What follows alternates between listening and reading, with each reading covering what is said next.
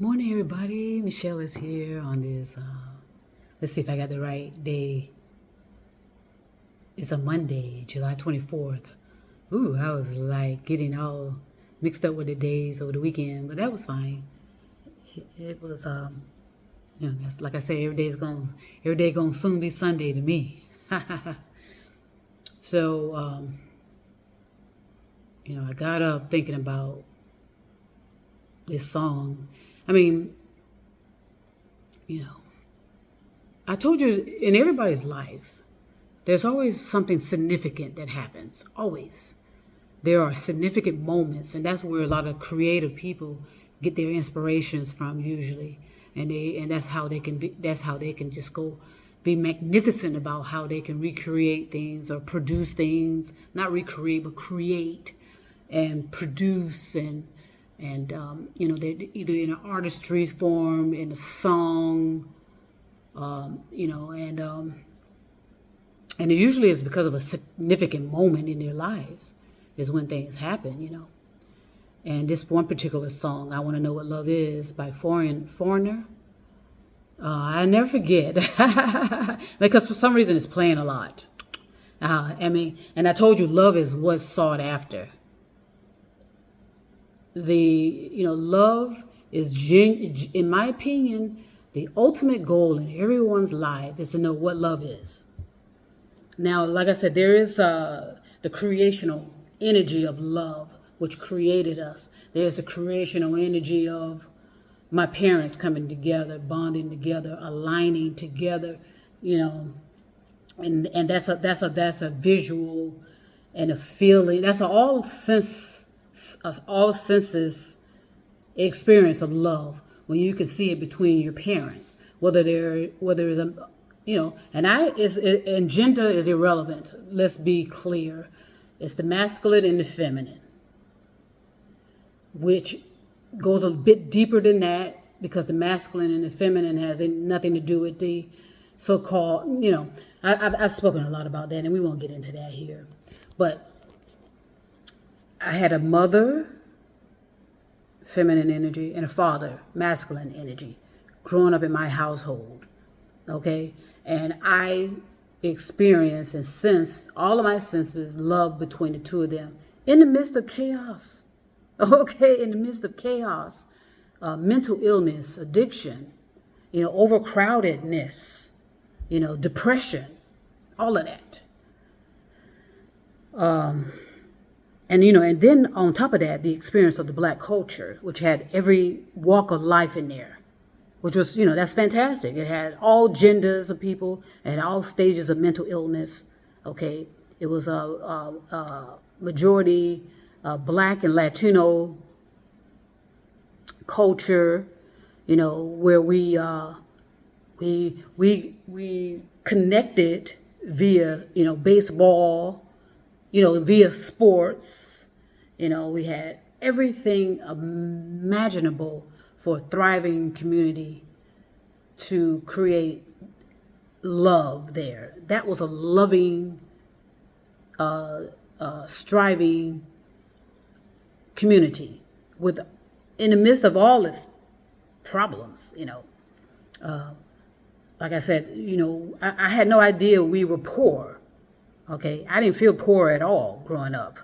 Okay, we were fed, we had clothing, shelter. We had our own backyard. We had things. We had outdoor activities in the backyard. Trampoline. I remember that was very popular back then, where we can jump. We had a park down the street in walking distance, library. We had everything, grocery stores, everything we needed there in that community. Okay, there was love in that community. There was love in that culture. Okay, it was love and education and peace. Peace is relative. What is peace? Okay, and also what is justice? Also, what is justice? That's a question to ask. But like I said, despite the fact that we were thriving, and like I said, I didn't consider us poor. Okay, my dad worked his ass off for us. Okay, And we did not go without food. Okay, our lights were not turned off. Okay. So I want to know what love is, by Foreigner. I want to give him credit for it because I can remember too when that song came out because I was working in banking at the time. Yeah, I was working in banking at the time, and I can remember. Yeah, I can remember one of my coworkers at the time. It says it came out in '84. Okay, cool. But I can remember my coworker at the time because Foreigner was I think like a classic rock, right? Classic rock band, and they have a lot of I guess they call it soft rock or classic rock. And I remember my coworker, white female coworker said, why are they releasing a song? In other words, she was not happy at all. It's like, well, why are they releasing a song like that? And blah blah blah blah blah. But and I can remember she says, what does that mean? I want to know what love is. That's what she was like really confused when that song came out, and she didn't like it at all. And I think the band may have broken up. I hadn't researched it after the song was released. I think that was it for the band. And that song may turn out to be one of the best songs ever from that group ever. The best song ever from that group because it crossed over. Then I started hearing black churches singing that. Now, when you get a black church singing your music, okay, you are making an impact. If your music, your classic rock, your soft rock is if it can be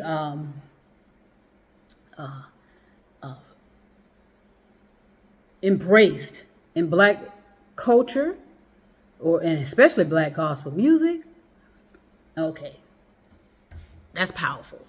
All right, that's extremely powerful. So yes, I just wanted to say, yeah, love is what people are seeking. Don't let them fool you. But you have to know what love is. Okay, and I told you, love is self-love. Okay, there's no room for hate. There's no, but if you're not thinking on a neutralized level about what hate is and what love is, it's the same frequency of energy. Same frequency of vibration, right? They go together. But if you have self-love, you know that what self-hate is. You know what self-hate is, just as much as you know what self-love is. From the angle of self-love, that's how you know what self-hate is.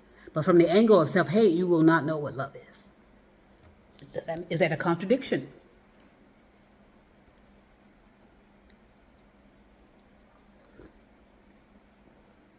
So, yeah.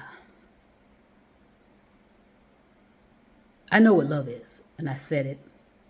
But I'll keep asking because, you still want to elevate it, because, there's mystery to it also. There's a mystery to love. There's a mystery there, too. Just as there's a mystery to the creation, why this was created, why we were created, why nature was created. There's a mystery there. Okay, and that's part of elevating our consciousness that we missed out on, unfortunately. The majority of the planet missed it completely. We made it about the hardcore surface of materialism, and not understanding the might of our thoughts, how our thoughts, and how we were so embedded in beliefs and faith and supernatural and these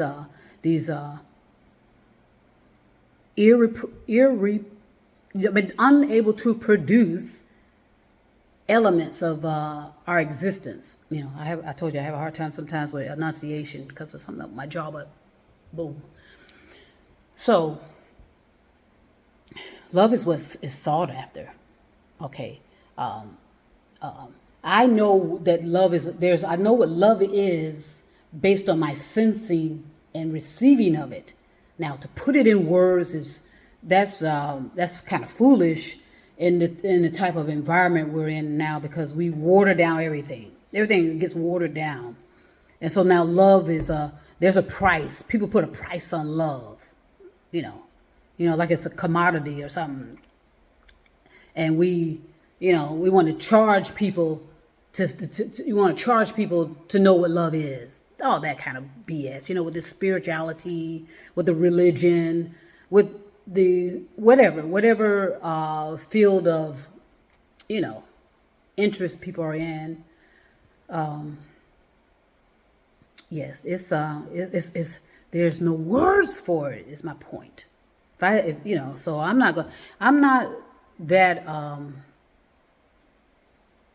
foolish to be going around attempting to, tell people so much of what it is per se, instead of knowing that it's an experience that words cannot describe. It's an experience, man. And like I said, and then being physically and intimate and close to someone in a relationship, it can set off that power too. That's undescribable. It's an undescribable experience. What love is, and that's why people are. That's what's so sought after. Everybody's putting a price on it. If you follow me, I'll all this kind of stuff. It's a price, but it's free. Also, love is the experience. The experience of love is free. Right?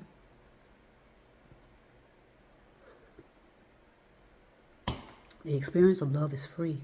And the question why something was created and being so self-righteous to say that it needs to be eliminated, wow. That's that extremeness that we've the majority of the planet has developed. And there have been several attempts over thousands, maybe millions, as far as we need to go, but it's irrelevant. Is right now, there have been numerous attempts to snap us out of it and wake us up. Because there are windows of opportunity. If you are being honest with yourself, you know that. All right, there's window. You know that you are limited. That at some point you're gonna die, meaning this body is gonna rot and decay.